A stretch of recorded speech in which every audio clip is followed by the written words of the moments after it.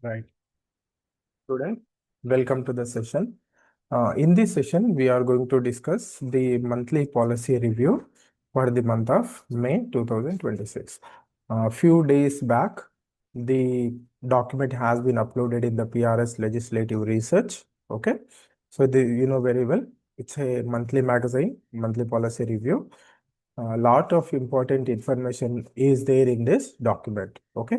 I would say rather than depending on some private or other sources to know about the developments that are taking place in the country, especially from the government point of view, the decisions of the government, the schemes, the changes that have been made in the schemes, etc., their functioning, their implementation, everything, many other economic developments.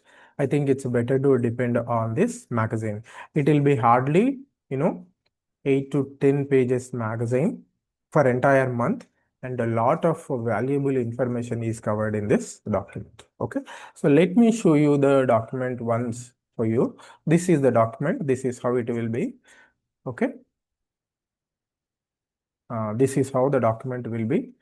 Hardly it will be 8 to 10 pages, but a lot of important information is there. I am trying to present it in the form of a PPT, PowerPoint presentation, so that when you take the original document, MPR, you have to take the original document and read it, highlight all the important sentences, so that you can revise them appropriately when the exam comes. Okay. So uh, let me once again remind you that a lot of valuable information is there in this document, and it's very, very important to read this document. Okay, right. So first we will see the macroeconomic development, or the aspects of macroeconomic development for the last quarter of the financial year 2025-26. Okay. If you see the fourth quarter or last quarter production figures, industrial production figures, you know very well that is measured by IIP, Index of Industrial Production. Okay. And that registered a 4.8% growth rate. In that, manufacturing growth rate is 5.1%. Mining registered a growth rate of 4.3% compared to the same quarter in the previous financial year, that is 2024-25. Then electricity registered a 2.7% growth rate compared to the previous quarter, last year, fourth quarter. Okay, right.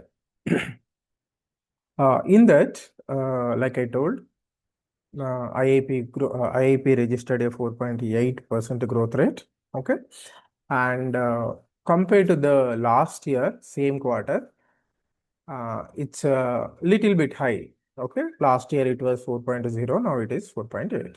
Okay. Then other sectors we have seen, manufacturing sector registered a 5.1% growth rate. Okay. Then mining grew by 4.3% and electricity grew by 2.7%. Okay. This is the information. And another important thing that you have to remember is, okay, another important thing that you have to remember is, in the index of industrial production, when you calculate it, the weightage will be given for each and every sectors, like mining, manufacturing, electricity, etc., for all these things. In that, remember these figures, very, very important. 78% of the weightage is there for manufacturing only. Okay. So manufacturing is the big brother in IAP. Okay. Then followed by mining. For mining, 14% weightage is given. And electricity, okay, rest of the weightage, 8% weightage is given. Try to remember it. It may be asked as a question in the prelims examination. Okay, right. 78% for the manufacturing, 14% for mining, and 8% for electricity. And all these are core in the production process. I think you know it very well. Okay. So one important aspect that you have to remember here is electricity growth. If you see just in the month of March for current financial year and previous financial year, it has decelerated to 0.8% electricity generation in the month of March compared to previous year. Same month, 7.5% growth was there. Maybe that might be because of the high base value also. Sometimes it happens. Okay. Right. And all these things are taken care by the Ministry of Statistics and Program Implementation. Okay. Right. This is the ministry which is responsible for releasing the data, all important data, growth rate, GDP figures, etc., etc. Right. This is what you have to know about the macroeconomic developments, and it is given in the form of graph also. Overall IIP 4.8%, mining 4.3% growth rate, manufacturing 5.1% growth rate, electricity 2.7 growth rate, 2.7% growth. We will go to another department, another segment, that is law and justice. Very, very important information is there. You try and remember. That is expanding the Supreme Court, not expanding exactly the Supreme Court, but judges of the Supreme Court. Okay, judges of Supreme Court. Previous strength, you see one ordinance has been passed, that is Supreme Court number of judges amendment ordinance 2026 has been passed. This ordinance will amend the existing act. What is the act? The Supreme Court number of judges Act of 1956. You see, this is the legal basis for deciding the number of judges in the Supreme Court. Okay. So earlier, before the ordinance was passed by the Honorable President, the total strength of the Supreme Court judges, including the CJI, was 33. Now it has been expanded to 37. Okay. And effective date from when it will come to effect, May 16th, 2026 only. Okay. So this might come as a prelims question. Remember it, very, very important. What could be the reason for increasing the number of Supreme Court judges? Only fundamental or the most important reason is the pendency of cases. Pendency of cases could have, made the government of India to urgently pass this ordinance. Okay. Later, it has to be approved by the parliament, both houses of the parliament. Then it will become an act. That rest of the story you will study in college. Okay. Then another important area will come to, that is labor. Very, very important information is there. You have to definitely remember it. Okay. So the Ministry of Labor has notified rules under the 4 labor codes. Okay. Very, very important one. In each and every labor code, the rules specify very important developments. We have to definitely study all of them. Okay. So the rules are notified by Ministry of Labor and Employment.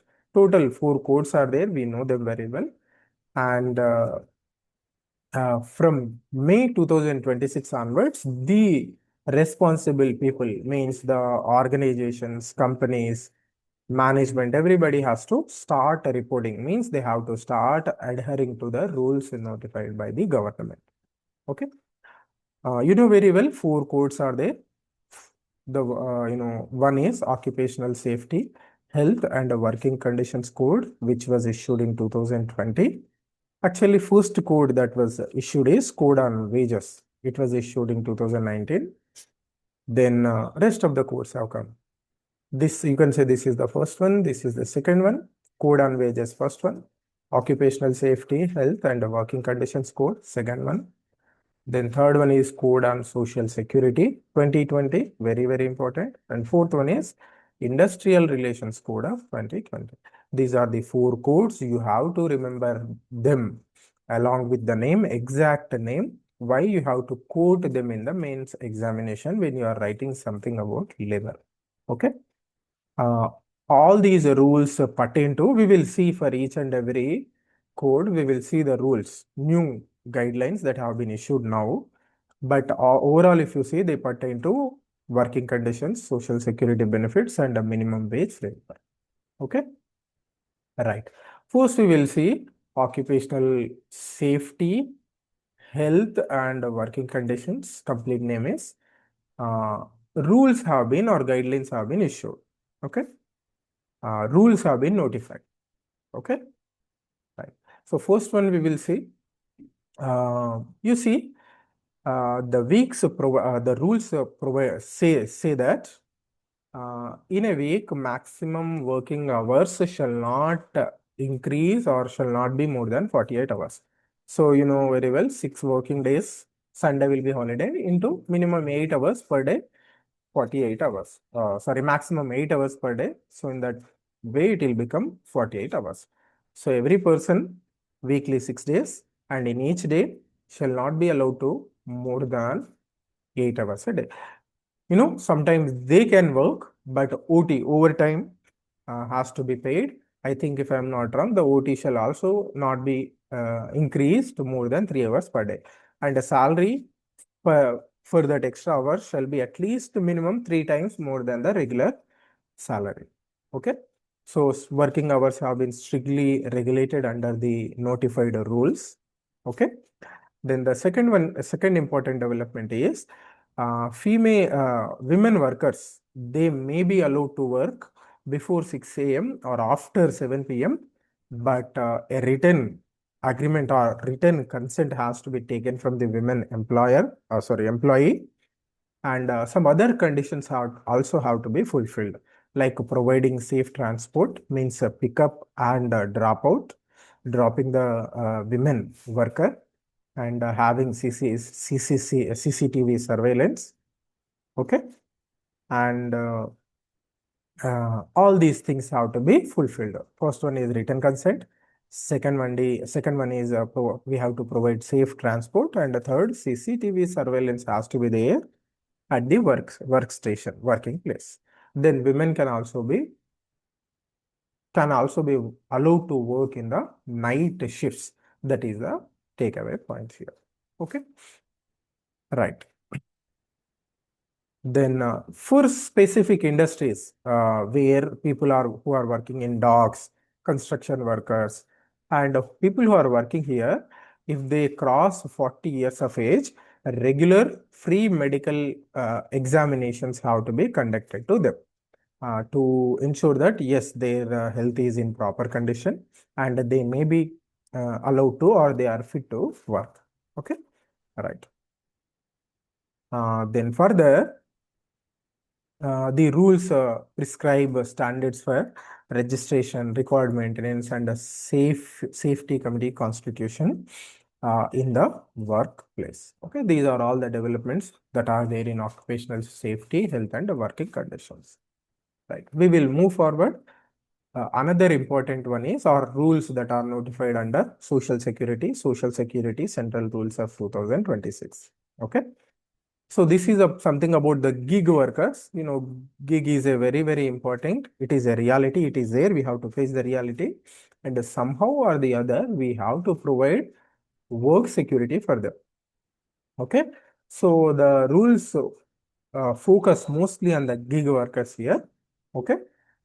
You see, they are for providing the benefits such as insurance to workers, provident fund, gratuity, and medical benefits to workers. Okay, and all these benefits along with the regular workers, they also have to be somehow or the other have to be provided for the gig workers also, or platform workers.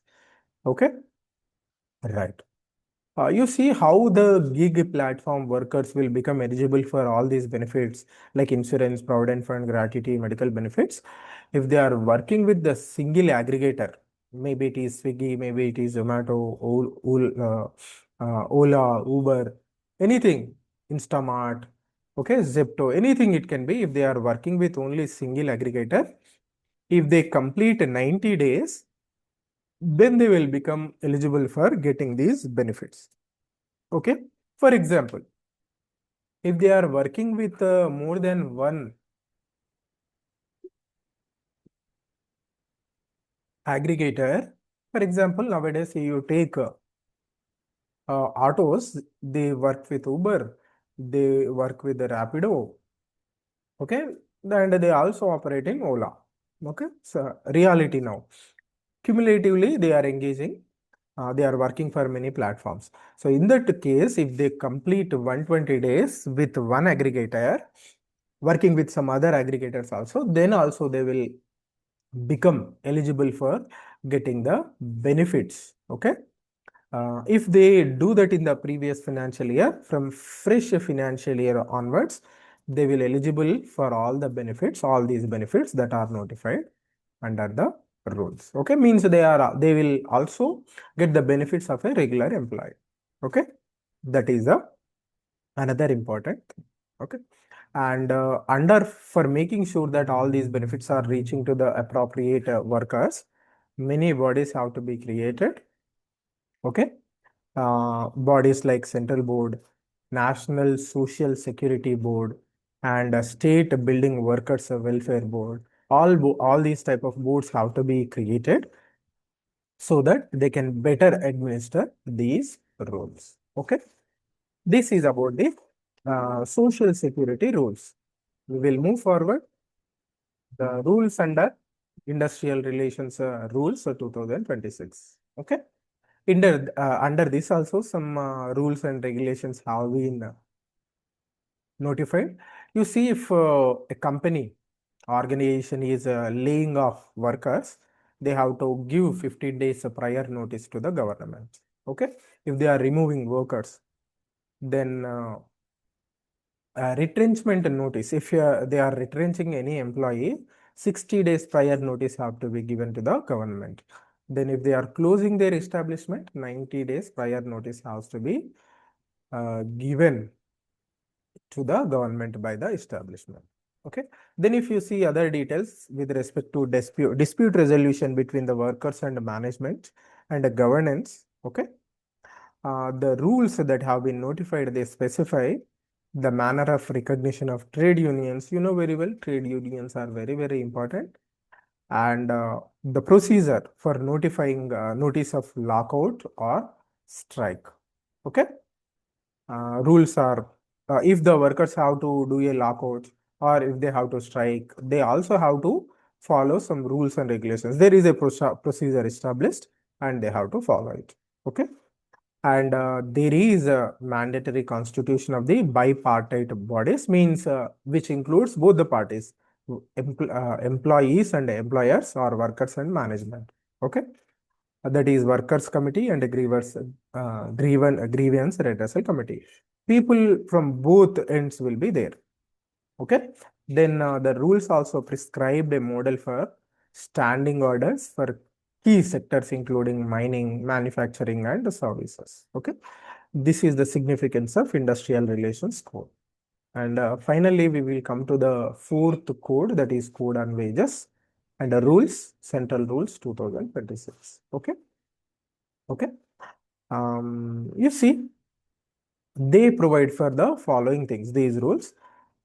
They provide a method for calculating calculating minimum wage on a particular day, on daily basis. Okay, on daily basis, minimum wage has to be calculated in the manner that is specified by the central government via special or general order. Okay, the central government can issue a general order or a special order. Okay.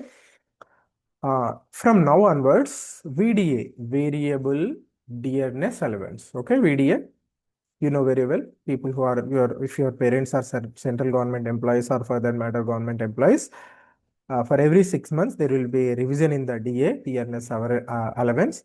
And now for private employee in private organizations also, it has to be revised twice, compulsory annually, once before April 1st and before October 1st. Okay. Then central government will from now on will fix the floor wage with the revisions occurring at the intervals not occurring for every 5 years. Okay.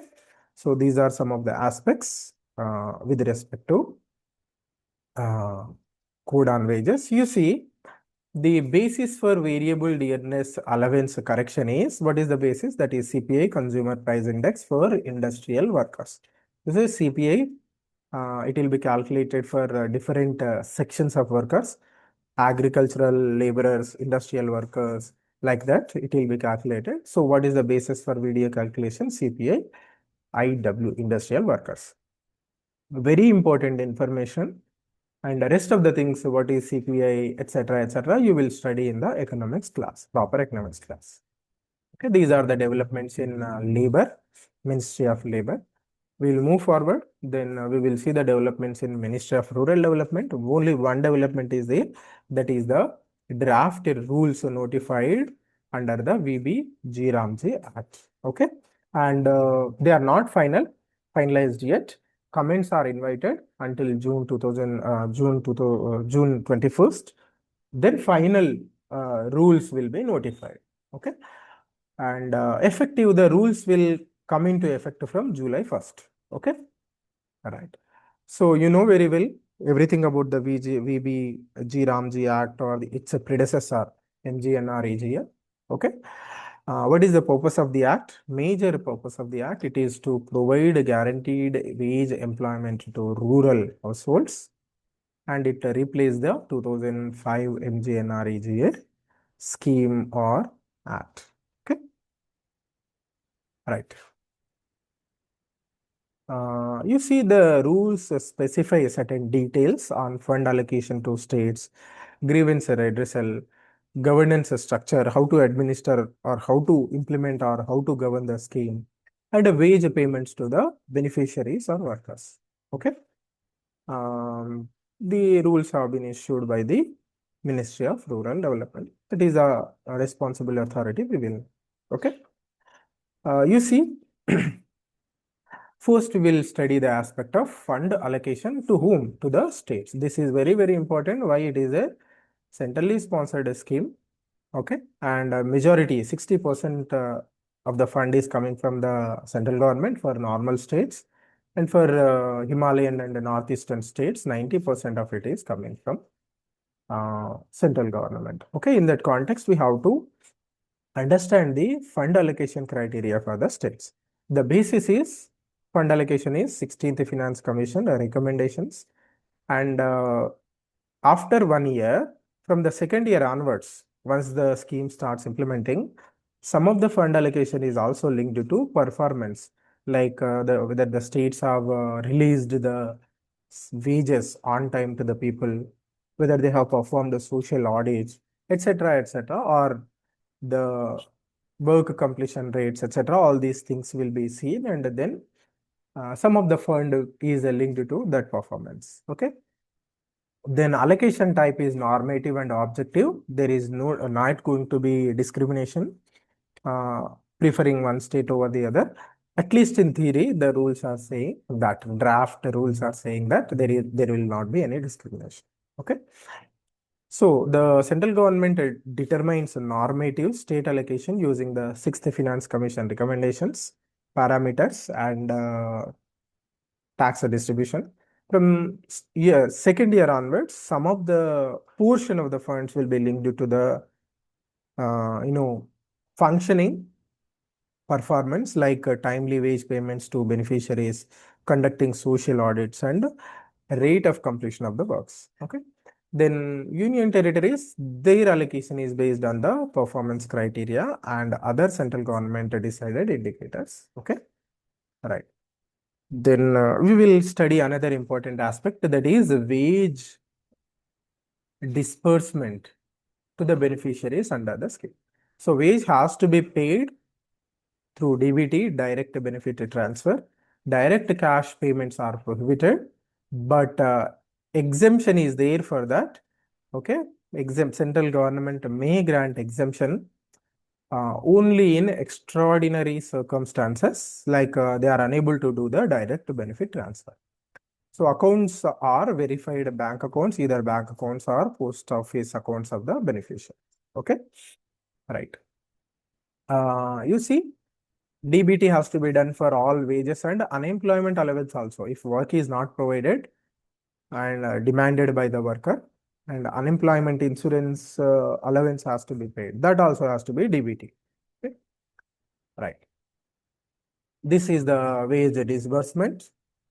Then governance structure, if you see, okay, there is a steering committee and there will be a central council. Okay, two important bodies are being created. Okay, the steering committee will be headed by Secretary, Department of Rural Development, and the central council will be headed by Union Minister for Rural Development. Okay, you see the composition, if you see, the steering committee includes the joint secretaries from various ministries. Okay, Panchayat Raj, Environment, Water, Agriculture. Okay, plus 5 state representatives will also be there. Why? This is to achieve convergence. Okay, because somehow or the other, all these ministries are involved in rural development. That's why. Okay, what is the function? What is the mandate of the committee? The committee recommends state allocations and advises on interministerial coordination and oversight. Okay, that is the functioning of the committee, functioning or mandate of the steering committee. Okay.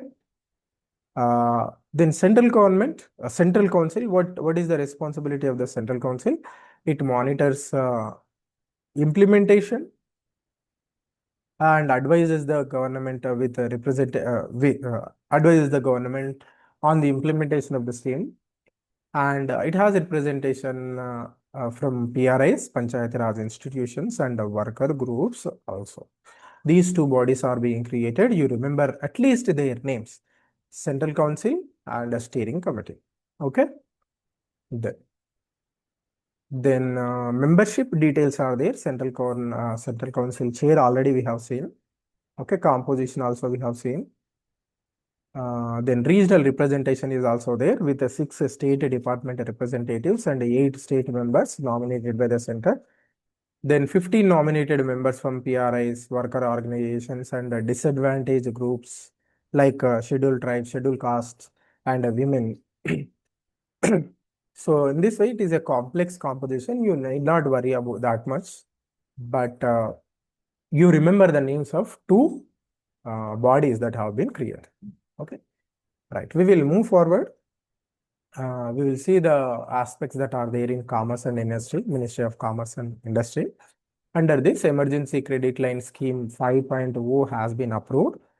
Not that much important, but still, when you are writing mains answer, you might want to mention this scheme as to how the MSMEs, non-MSMEs, even the struggling airlines are being provided support by the government.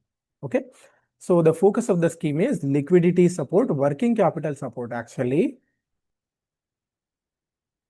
For everyone, primary target is MSMEs and airlines, but non-MSMEs are also provided support under this. Okay, what it is credit coverage. If the financial institutions are giving credit to these, MSMEs, non-MSMEs, even for airlines, the government will provide a credit, credit guarantee for the loans advanced by the financial institutions. Okay. So it will be approved, it has been approved by Union Cabinet to provide liquidity to the stressed sectors, especially the airlines and some MSMEs are facing a lot of financial stress. Okay. It provides credit guarantee, like I told, to the financial or lending institutions for loans issued to borrowers facing short-term liquidity problems, especially for the working capital. Okay. And these are the beneficiaries. Okay. Some of the scheduled passenger airlines, MSMEs and non-MSMEs. Okay. Right. You see, all this information is related to airlines. You know very well, airlines are facing a lot of problems. Airlines sector is in a lot of stress. So all this information, particularly with respect to them, just you remember there is a credit guarantee scheme for airlines also. The details may not be that much important. Okay, right. Then we will come to another important development, that is Bhavya financial assistance. Okay, Bhavya scheme or Bhavya initiative to provide financial assistance. Okay, for creating Industrial corridors. Very, very important scheme.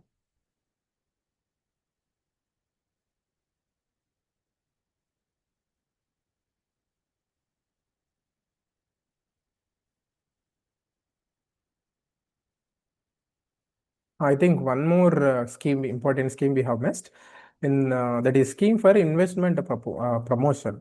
Okay, very important scheme is there.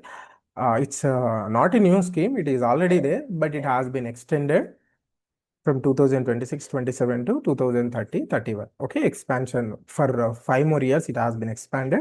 Originally, the scheme has been launched in 2008. Investment, investment promotion, very, very important. Presently, the financial outlay is close to 1000 crore rupees. Okay, sorry, 1000 crore rupees, 996 crore rupees. Okay, if you see the details, what is the goal of this scheme? The aim is to create a conducive environment for investment in India through successive implementation phases. Several phases are going to be there in this. Okay. So the components, if you see in this, first one is investor targeting. Okay, we will be targeting the investor and will be facilitating them. Okay, this component provides for regulatory advisory to the probable investors. Location analysis, government helps in identifying the proper location and support for project approvals. All these things will be facilitated actively by the government. Okay. Then the second component is investment promotion. Okay. You see, this component focuses on sector outreach in identified countries to support for industry associations. Okay. And this provides a facilitation services across the entire investment life cycle to support global and domestic investors. Okay, so it's a kind of support and facilitation ecosystem is being created so that investors, especially from the foreign countries, can come and invest in our country. Okay, that is the significance of this scheme. Okay, that is those are the details that are there. Okay. Uh, project support is also there, investment proportion is also there, and institutional support is also there. State governments and industry associations actively support and promote the investment, budding or enthusiastic investors. Okay. Then we will come to the Bhavya scheme, very, very important one, Bhavya scheme. Okay. It's promoted by DPIIT, Department for Promotion of Internal Trade, Industry and Internal Trade, DPIIT, very, very important. Okay. Guidelines have been issued by this department, DPIIT, for this scheme, Bhavya scheme. What it is? Bharat Audyogik Vikas Yojana. Okay. Timeline of the scheme is for roughly for 5 years, 2026-27 to 31-32. What is the target? The target is 100 industrial parks will be developed under the scheme. Okay. And it will be implemented in a phased manner. In the first phase, 50 projects will be promoted. Okay. Right. Some details are there. We will go through the details. Okay. You see, the scheme aims to develop industrial infrastructure across the country in 2 or more phases. So, like I told, in phase 1, 50 projects are being targeted. Operational model, if you see, each industrial park will be implemented by a dedicated SPV, special purpose vehicle. You know very well, by this time you might be aware of what is an SPV, special purpose vehicle. Okay. So first phase will initiate 50 projects to establish the required industrial ecosystem. Okay. Right. You see, to start an industrial corridor. Okay. You see industrial corridor, in that many industries will be established. Okay. And minimum area required in northeastern states or in AUT or in the state of Goa, that is 25 hectares. And in rest of the states, the minimum land requirement is 100 acres. In that, 90% has to be already cleared. okay, or already acquired. Okay. Then some details are there, something related to proposal submission and land reforms. You see, actually the proposals can be submitted by the state governments or UTs or central public sector undertakings also. Okay, CP, central public undertakings, they can also, PSUs, they can also, start or promote an industrial corridor. That is the thing. Then once they apply, if they permit, if that has been approved, they can execute this project in collaboration with the private developers also to leverage expertise, management skills, etc., etc. Okay, right. These are the details. Then selection process, selection criteria, if we see, the four key parameters will be seen to grant permission or not to grant permission.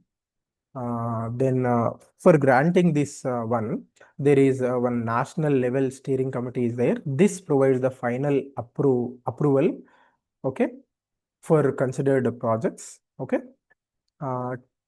To ensure geographical balance, the NSLC might impose a limit on the number of projects sanctioned per state. This precaution is being taken up.